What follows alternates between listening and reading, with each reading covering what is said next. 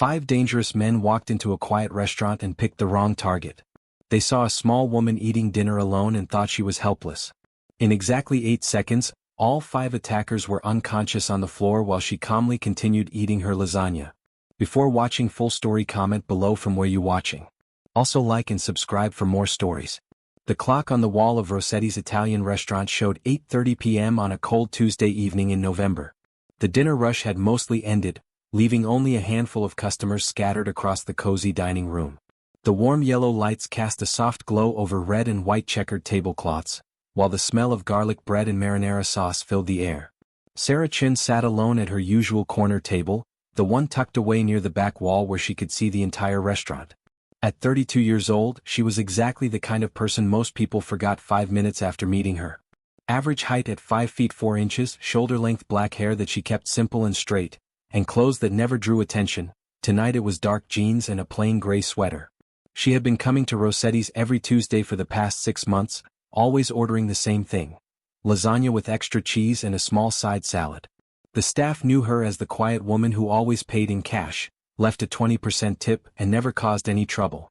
She read while she ate, sometimes a paperback novel, sometimes articles on her phone, but tonight she was just enjoying the peaceful atmosphere. Sarah took another bite of her lasagna and glanced around the restaurant. At a table near the window, an elderly man named Frank was reading his evening newspaper while nursing a cup of coffee that had probably gone cold an hour ago. Near the front, a young mother was trying to convince her 3-year-old son to eat his spaghetti instead of playing with it. 2 couples shared dessert at separate tables, and the hostess was wiping down menus at her station. It was exactly the kind of normal, boring evening that Sarah had grown to love. After everything she had been through, normal was a gift she never took for granted. She had moved to this small city in Ohio precisely because nothing exciting ever happened here. The most dramatic news in the local paper was usually about high school football games or city council meetings about parking meters. Sarah had just taken another sip of her water when the front door opened with its familiar bell chime. She looked up briefly, a habit she couldn't break even in civilian life, and immediately felt her body tense. 5 men walked in and everything about them screamed trouble. The leader was tall, probably 6'2", with a completely shaved head and arms covered in tattoos. He wore a black tank top despite the cold weather outside, showing off muscles that came from prison workouts rather than a gym membership. His name was Derek Morrison, though Sarah wouldn't learn that until later. Behind him came 4 other men, all dressed similarly in tank tops, jeans, and the kind of cheap gold jewelry that was meant to impress but only made them look desperate. Marcus was the stocky one with sleeve tattoos covering both arms and a gold tooth that caught the light when he smiled. Tony was tall and thin with greasy black hair and nervous energy that made him constantly fidget with his hands. Rick had a beer gut and small mean eyes that seemed to be looking for someone to hurt. Jamie was the youngest, maybe 25, trying hard to look tough but still having baby fat in his cheeks. The hostess, a sweet girl named Jenny who couldn't have been older than 19, approached them with the kind of smile that service workers learn to put on even when they're scared. "Good evening, gentlemen," she said, her voice slightly higher than usual. "Table for 5? Derek looked around the restaurant slowly, like a predator surveying territory. His eyes lingered on each customer, sizing them up, looking for weakness or opportunity.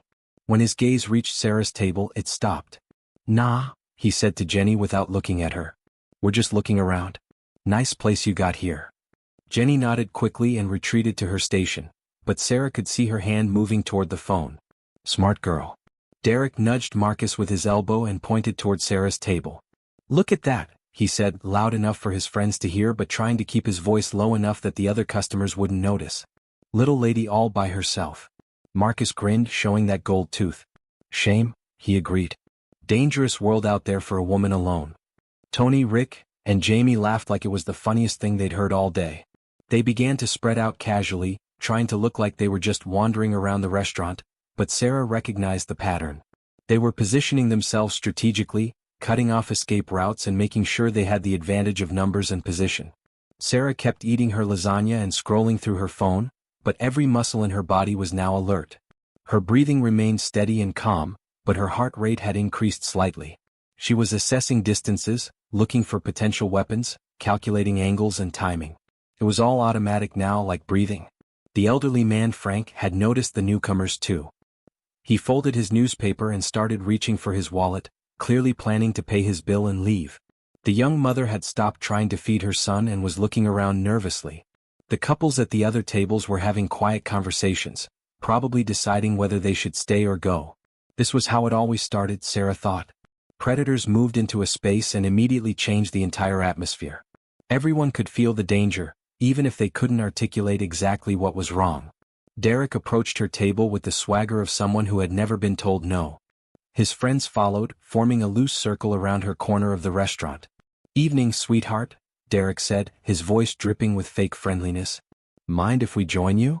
Sarah looked up from her phone for the first time since they'd entered. Her dark eyes met Derek's pale blue ones without flinching, without showing even a hint of fear. "I do actually," she said politely. "Thanks though."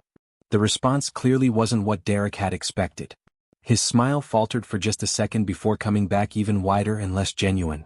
"That's not very friendly," he said. "We're just trying to be social." Marcus slid into the booth across from her without being invited. "Yeah, social," he agreed. "Maybe buy you a drink. You look like you could use some company." Tony moved to block the path to the front door while Rick positioned himself near the back exit that led to the kitchen. Jamie hung back slightly, but Sarah could see he was excited, probably thinking this was going to be fun. "Gentlemen," Sarah said, setting down her fork and removing her reading glasses, "I'm having a quiet dinner. Please leave me alone." Rick laughed, a harsh sound that made the young mother at the front table gather up her son and move toward the door. "Or what, princess?" he asked. "You gonna call for help?" Jamie joined in, emboldened by the group dynamic. "Look around," he said. "Nobody's gonna help you. They're all too scared." He was right about that. Frank had thrown a $20 bill on his table and was walking quickly toward the exit, avoiding eye contact with everyone.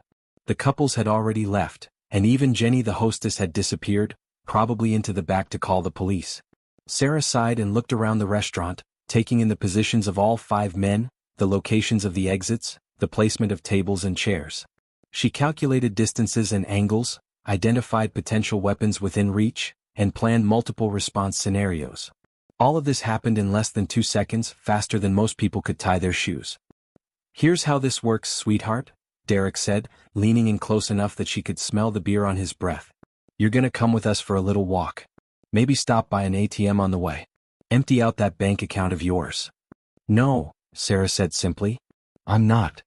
Marcus reached across the table toward her purse. "I don't think you understand," he said. "This isn't a request." The moment his fingertips touched her purse, Sarah's entire demeanor changed. It was subtle at first, a straightening of her spine, a slight shift in how she held her head, a change in her breathing pattern. But anyone with military training would have recognized the signs immediately. A switch had been flipped. "Take your hand off my purse," she said, and her voice had gone completely flat and emotionless. Derek grinned wider. "Feisty," he said. "I like that." Tony helped Marcus out. "Let's get this little lady moving." Tony stepped forward and reached for her arm. Rick moved closer to make sure she couldn't bolt toward the kitchen. Jamie cracked his knuckles, clearly enjoying what he thought was about to happen. Sarah stood up slowly, and for just a moment the 5 men thought they had won. She was small, outnumbered, and apparently giving up without a fight. "Last warning," she said quietly. Derek laughed. "Or what? You gonna dash?" He never got to finish the sentence. What happened next would be talked about in the small city for years to come. Local news would cover it, social media would make it viral, and the security camera footage would be analyzed by self-defense instructors around the world. But for Sarah Chin, it was just muscle memory taking over. Second one. Sarah's right elbow drove backward into Tony's solar plexus with the precision of a surgical strike. She had calculated the exact force needed to empty his lungs without causing permanent damage, enough to drop him, not enough to kill him. The air exploded from Tony's body in a whoosh that everyone in the restaurant could hear. At exactly the same moment, Sarah's left hand shot forward and grabbed Marcus's wrist as he reached across the table. She twisted it with a movement so fast it looked like magic, applying pressure to exactly the right point to snap the small bones. The crack was audible across the restaurant, followed immediately by Marcus's scream. Second two, as Marcus dropped to one knee, clutching his broken wrist and howling in pain, Sarah spun in a movement so fluid it looked like dancing. Her left hand formed a perfect knife edge that caught Derek in the throat, hitting his larynx with just enough force to drop him without crushing his windpipe. Derek went down hard, gasping and clutching his throat, unable to speak or breathe properly. His eyes were wide with shock and the first hint of real fear. Second 3, Rick, seeing 3 of his friends down in less than 3 seconds, threw a wild haymaker punch at Sarah's head. It was the kind of punch that had probably worked in bar fights against drunk college kids, but Sarah saw it coming from a mile away. She ducked under the swing effortlessly, the punch passing through empty air where her head had been a split second before. As she ducked, her right leg swept behind Rick's knees while her palm drove upward into his chest. Rick's legs went out from under him and he went down hard, his head bouncing off the tile floor with a sound that made the remaining customers wince. Second 4. Jamie, the youngest of the group, had been hanging back and watching his friends get destroyed. For just a moment he hesitated, probably wondering if he should run or fight. That moment of hesitation was all Sarah needed. She closed the distance between them in a blink, her knee driving upward into his midsection with controlled force. Jamie was in decent shape, but no amount of sit-ups could have prepared his stomach muscles for what hit them. Second 5. As Jamie doubled over, gasping and retching, Sarah's clasped hands came down on the back of his neck like a hammer. It was a move designed to shut down his nervous system temporarily without causing permanent spinal damage. Jamie crumpled to the floor like a building being demolished in slow motion. Second 6. Tony, still wheezing and trying to get air back into his lungs, had somehow managed to get back to his feet. His hand was inside his jacket, reaching for what was probably a knife or maybe even a gun. Sarah couldn't take that chance. Her foot caught him in the temple with a strike that was perfectly calibrated, hard enough to knock him unconscious, not hard enough to kill him. Tony's eyes rolled back and he went limp, crashing into a nearby table and sending salt and pepper shakers flying. Second 7. Derek, still gasping and trying to breathe, had started crawling toward the front door. Maybe he was trying to escape or maybe he was going for a weapon he had stashed outside. Either way, Sarah couldn't let him reach the exit. She stepped on his wrist, not hard enough to break it like she had Marcus's, but with enough pressure to pin him to the floor. Derek tried to pull free but couldn't get the leverage he needed. Second 8. Sarah took a moment to survey the scene around her. 5 men, all either unconscious or completely immobilized. Marcus was still conscious but cradling his broken wrist and moaning. Derek was awake but couldn't speak and couldn't move. The other 3 were out cold but breathing normally. She brushed an imaginary piece of lint off her gray sweater, straightened her hair, and calmly sat back down at her table. The entire restaurant was dead silent except for the soft jazz music still playing from the speakers and Marcus's quiet whimpering. Sarah put her reading glasses back on, picked up her fork and took another bite of lasagna. "Could I get some Parmesan cheese, please?" Sarah asked Paolo, the restaurant owner, who had emerged from the kitchen and was standing frozen in the doorway with his mouth hanging open.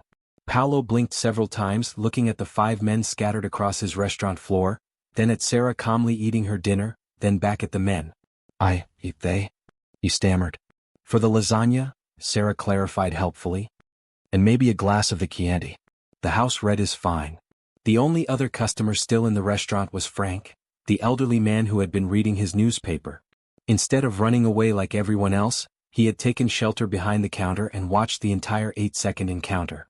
Now he stood up slowly and began a slow, deliberate clap. "Haven't seen moves like that since my army days, young lady," he said with genuine admiration. "Okinawa, 1971. You military?" Sarah nodded slightly but didn't elaborate. Derek had managed to get enough air back into his lungs to make noise, though his voice was barely a whisper. What the hell are you?" he gasped. Sarah took another bite of lasagna and looked at him with the same expression she might use to examine an interesting bug. "Hungry," she said. Marcus, still cradling his broken wrist, was getting his second wind and his anger was starting to overcome his pain. "You broke my wrist, you psycho bitch," he snarled. "You're gonna pay for this." Sarah finally looked directly at him, and something in her eyes made Marcus immediately shut up and scoot backward across the floor. "Your wrist will heal," she said in that same flat, emotionless voice. "Your friends will wake up with headaches. Consider yourselves lucky." "Lucky?" Marcus squeaked. "I could have killed all 5 of you," Sarah said matter-of-factly. "I chose not to." "That makes you very lucky indeed." Tony was starting to stir, making groaning noises and trying to sit up. Rick was still unconscious but breathing steadily. Jamie was awake but seemed confused about where he was or what had happened. In the distance, sirens were getting closer.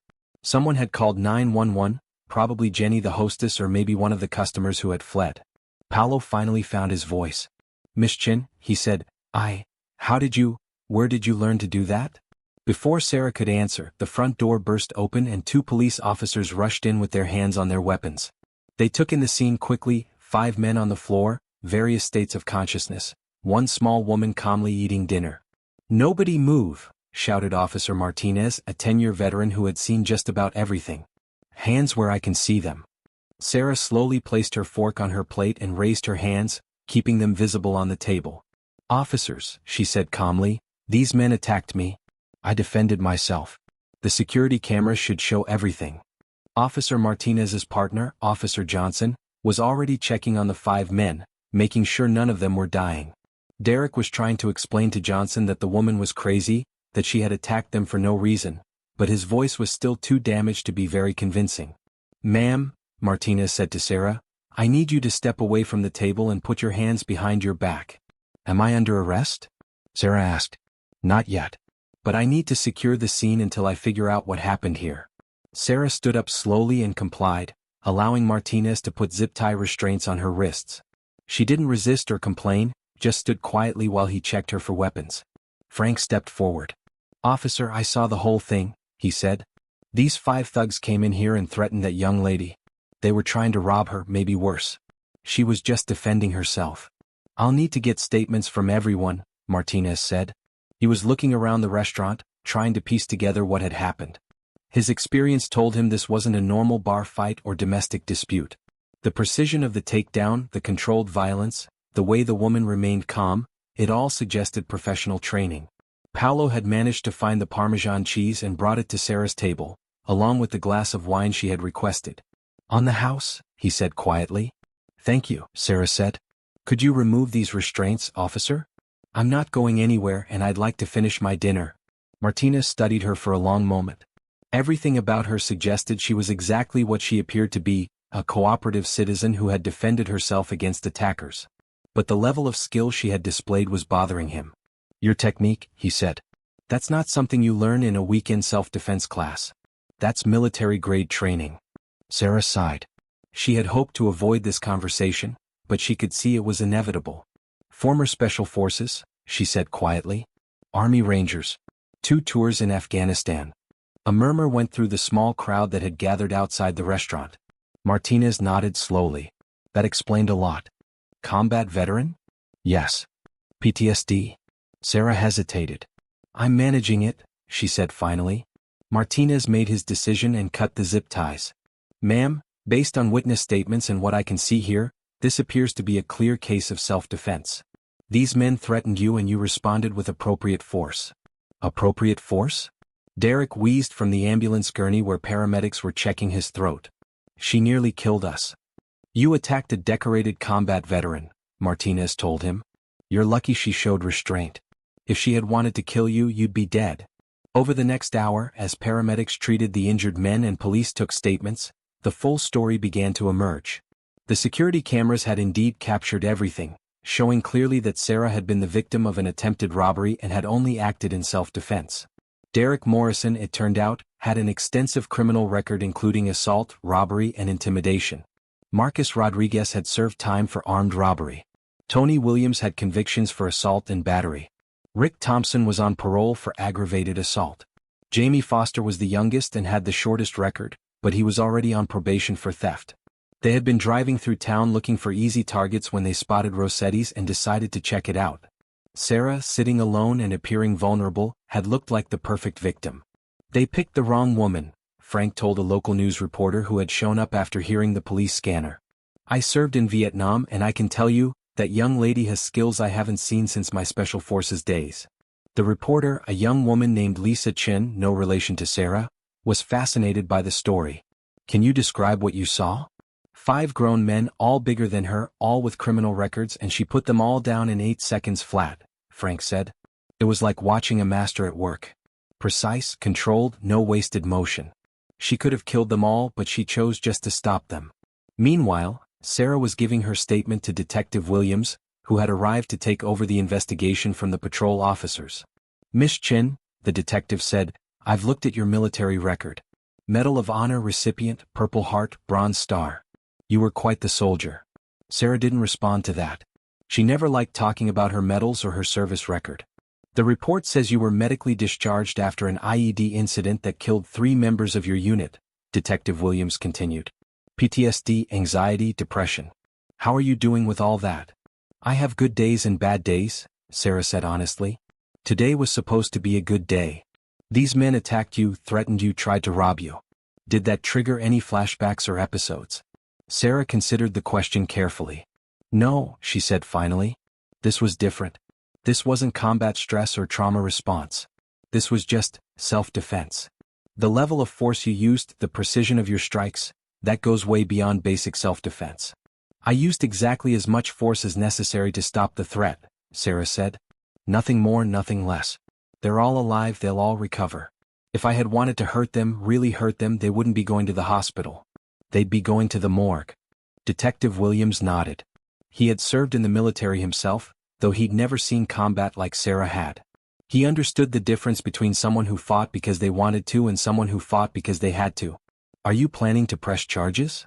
That's up to you, Sarah said. I just want to finish my dinner and go home. By the time the police were finished with their investigation, word had spread throughout the small city. Sarah's phone was buzzing with calls from reporters, but she ignored them all. She just wanted to return to her quiet, normal life. Paolo, the restaurant owner, approached her as she was finally able to return to her now cold lasagna. Miss Chin, he said, I want you to know that you will always be welcome here. Always. And your meals are on the house for life. That's very kind, Sarah said, but I can pay for my own food. After what you did tonight, protecting my restaurant, protecting my customers, it's the least I can do. Sarah looked around the restaurant. The police tape was gone, the broken furniture had been cleaned up, and Paolo was already back to serving the few brave customers who had ventured in after hearing about the incident. I didn't do it to protect your restaurant, she said quietly. I did it because they wouldn't leave me alone. I just wanted to eat my dinner in peace. Paolo smiled. Even better. You know what they say about the best heroes? What's that? They're the ones who don't want to be heroes. The legal proceedings that followed were swift and decisive. Derek Morrison and his crew were charged with attempted robbery, assault, conspiracy, and several other felonies. The security camera footage was clear, witness testimony was consistent, and their own criminal records spoke for themselves. Derek's lawyer tried to argue that his client and his associates were the real victims, that Sarah had used excessive force, that a trained soldier should have shown more restraint. The argument fell apart immediately when the prosecutor played the security footage in slow motion, showing clearly how Sarah had used exactly the minimum force necessary to neutralize each threat. Ladies and gentlemen of the jury, the prosecutor said during closing arguments, the defendant and his associates chose to attack a woman they believed was helpless and alone. They were wrong on both counts.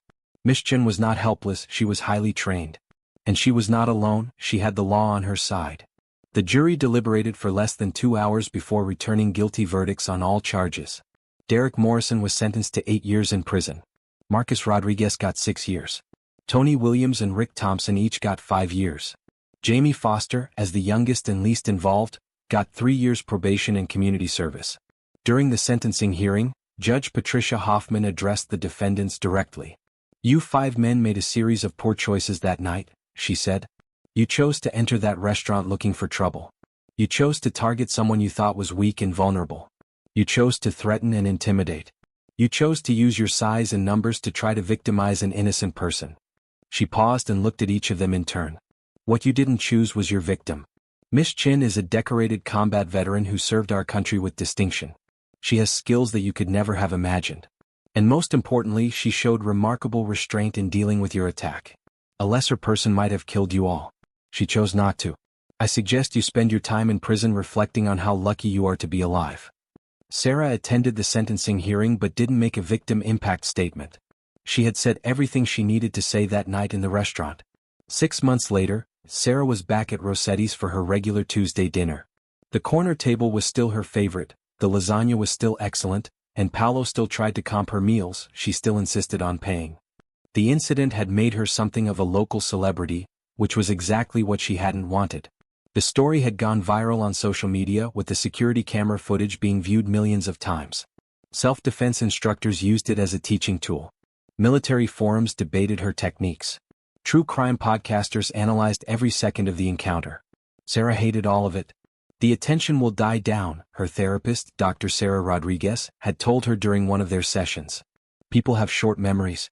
Something else will capture their interest soon. She was right mostly. The reporters had moved on to other stories. The social media buzz had faded. But Sarah still got recognized sometimes, still had people point her out on the street, still had strangers approach her wanting to know about that night. "You're a hero," a young woman had told her just last week. "You showed that women don't have to be victims." Sarah appreciated the sentiment, but she didn't feel like a hero. Heroes, in her experience, were usually people who ran toward danger to help others. She had just been trying to eat dinner. Frank, the elderly veteran who had witnessed the whole thing, had become something of a friend. He still came to Rossetti's regularly, and they would sometimes share a table and talk about military service, about adjusting to civilian life, about the challenge of living with skills that most people couldn't understand.